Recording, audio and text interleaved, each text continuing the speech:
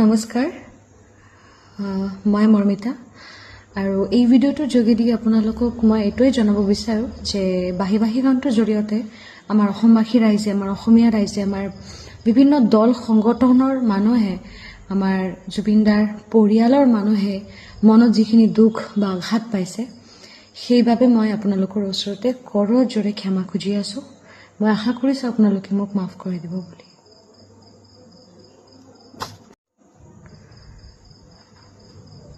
নমস্কাৰ মই মৰ্মিতা আৰু এই ভিডিঅ'টোৰ যোগেদি আপোনালোকক মই এইটোৱে জনাব বিচাৰোঁ যে বাহি গানটোৰ জৰিয়তে আমাৰ অসমবাসী ৰাইজে আমাৰ অসমীয়া ৰাইজে আমাৰ বিভিন্ন দল সংগঠনৰ মানুহে আমাৰ জুবিনদাৰ পৰিয়ালৰ মানুহে মনত যিখিনি দুখ বা আঘাত পাইছে সেইবাবে মই আপোনালোকৰ ওচৰতে কৰৰ জোৰে ক্ষমা খুজি আছোঁ।